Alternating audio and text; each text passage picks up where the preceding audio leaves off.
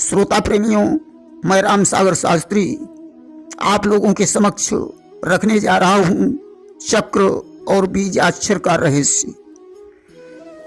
देखिए, मनुष्य के शरीर में तंत्र साधना के अनुसार 7 चक्र निहित हैं, जो ऊर्जा के प्रमुख केंद्र हैं, जिन्हें कुंडलिनी साधना के माध्यम से जागृत किया जाता है। कुंडलिनी तंत्र साधना में 7 चक्र इस प्रकार हैं। नंबर 1, मूलाधार चक्र, जो स्थूल शरीर की प्रवृत्तियों से संबंधित है। मूल शक्ति कुंडलिनी का आधार होने से इसे मूलाधार चक्र कहते हैं। यह चक्र उपस्थ मूल से 2 अंगुल नीचे और गुदा मूल से 2 अंगुल ऊपर स्थित है। इसके अधिपति देवता चतुर्भुज ब्रह्मा हैं। इसे जागृत कर मनुष्य साक्षात्कार करने में समर्थ हो जाता है। नंबर 2, स्वाधिष्ठान चक्र। मूलाधार चक्र के ऊपर पेड़ों के पास इसका स्थान है। इसके अधिपति देवता विष्णु हैं। इस चक्र को साधना द्वारा जागृत कर व्यक्ति राग द्वेष से मुक्त हो जाता है। यह चक्र आकाश शरीर से संबंधित है। नंबर 3, मणिपूरक चक्र। इसका स्थान नाभि मूल है। इसके अधिष्ठाता देवता रुद्र हैं। यह चक्र सूक्ष्म शरीर से संबद्ध है। इसे जागृत करने पर व्यक्ति यश लिप्सा से मुक्त हो जाता है। नंबर 4, अनाहत चक्र। इसका स्थान हृदय के पास है। इसके अधिष्ठाता ईशान देव हैं। यह चक्र मनस शरीर से संबद्ध है। इसके जागृत होने पर मनुष्य के अंदर आध्यात्मिक भावों व सात्विक गुणों का तेज उत्पन्न होता है। नंबर 5, विशुद्ध चक्र। इसका स्थान कंठ प्रदेश है। इसके अधिष्ठाता सदाशिव हैं। यह आत्मिक शरीर से संबंधित है। इसके जागृत होने पर व्यक्ति माया मोह के बंधन से छूटकर आत्म साक्षात्कार की ओर उन्मुख होता है।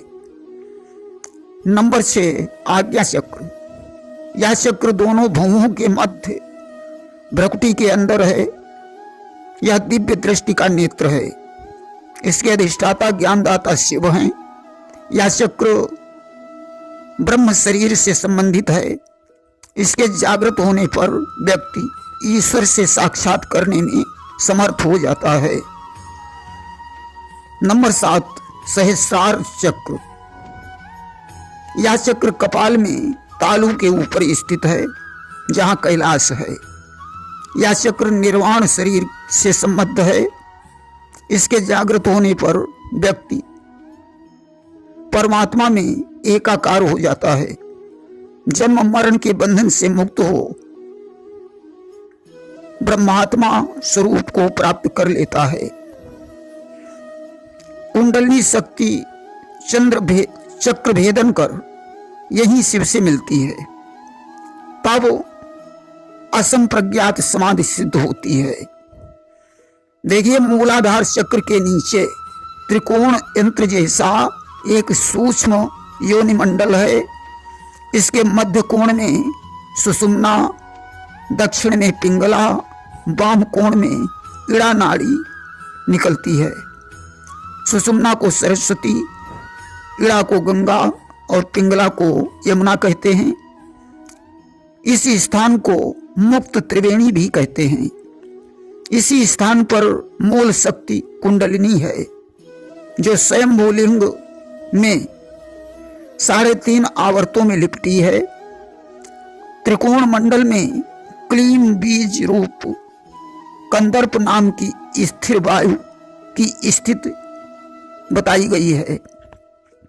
इसीलिए तांत्रिक मंत्रों में क्लीन बीज का महत्व है। मूलाधार चक्र में त्रिकोणात्मक त्रिपुर के बीच त्रिपुर सुंदरी का निवास है।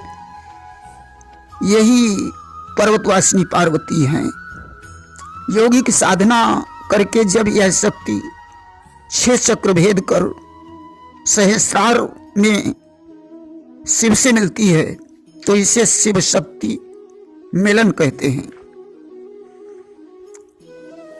पर्वतराज पुत्री पार्वती शिव के अतिरिक्त किसी का वर्ण ही नहीं करना चाहती थीं।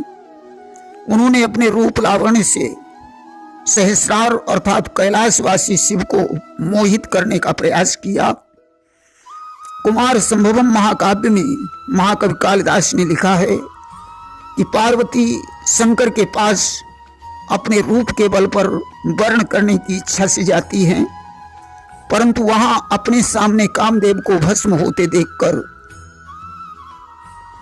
वशीभूत करने का मनोरथ भंग हो जाता है, इसलिए वे तपस्या का मार्ग अपनाती हैं। देखिए, भोग से रोग और मृत्यु प्राप्त होती है, परंतु योग से स्वास्थ्य एवं अमरत्व प्राप्त होता है।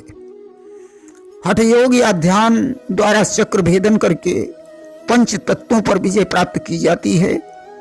शरीर में 10 प्राण एवं जीवात्मा सहित 11 रुद्र हैं। असंयम से जब ये कुपित होते हैं तो रुलाते हैं। संयम साधना से उन्हीं का रूप शिव यानी कल्याणकारी होता है। हर चक्र के अधिपति, उनकी शक्ति, यंत्र और कमल दल पर अक्षरों का न्यास है।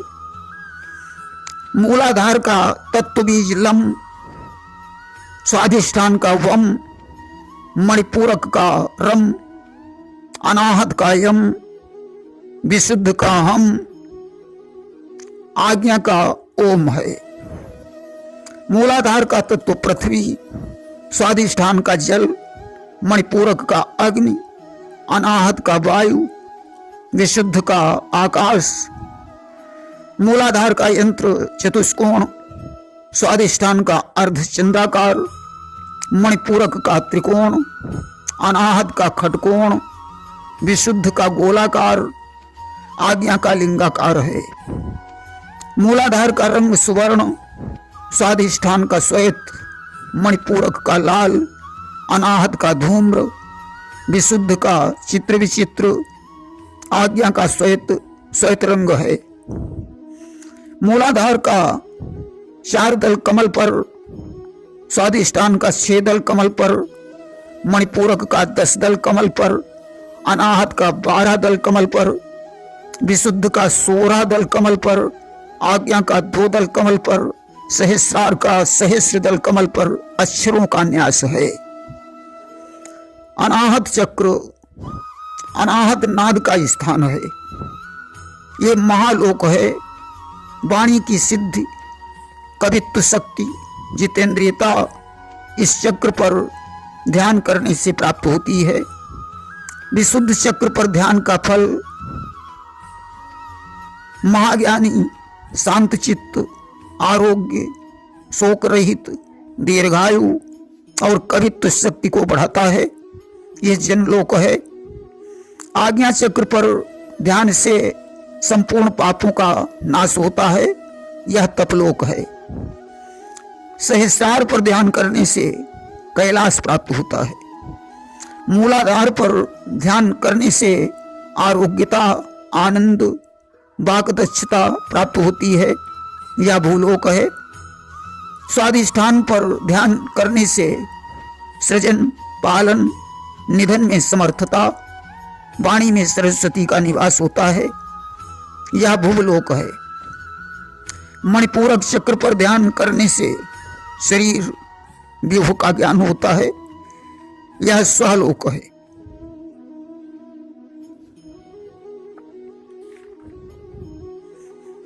देखिए, ये मूलाधार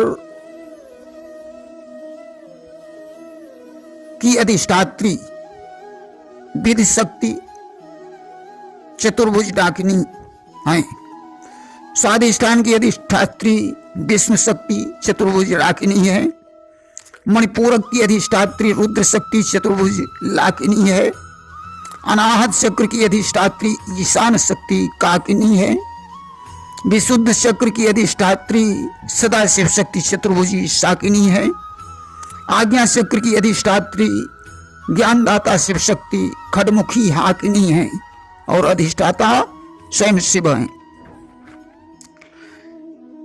नटराज भगवान शंकर ने नृत्य करके डमरू बजाया, उससे 14 सूत्र प्रकट हुए जिन्हें डमरू के बोल कहा गया है। सृष्टि की रचना, पोषण, संहार शिव के द्वारा ही होता है। संहार के समय उन्हें रुद्र अन्यथा शिव कहा जाता है। प्रलय काल में उनका तांडव नृत्य होता है और वे पुनः सृष्टि की रचना करते हैं। उनका डमरू बजता है, इसलिए शिव को नटराज कहा जाता है। शिव को प्रणव, ओम, शब्द ब्रह्म, नाद ब्रह्म आदि अनेकों नामों से जाना जाता है। माहेश्वर सूत्रों से देवनागरी के अक्षर निकले। अक्षर का अर्थ होता है जिसका कभी विनाश न हो, नश्यरति इति अक्षरः। इस प्रकार का से हा तक 33 अक्षर हैं। प्रत्येक अक्षर पर एक एक देवता का निवास है, इसलिए हिंदी को देवनागरी लिपि कहा जाता है। शरीर का आधार स्तंभ भी 33 कशेरुकाओं से बना है। इसके 5 चक्र शक्ति के केंद्र हैं, जो 5 तत्व के स्थान हैं, जिनके तत्व का बीज स्वीकार किया गया है। अब आप लोग समझ गए होंगे कि आखिर बीजाक्षरों का रहस्य क्या है। प्रेम से बोलिए वृंदावन बिहारी लाल की जय।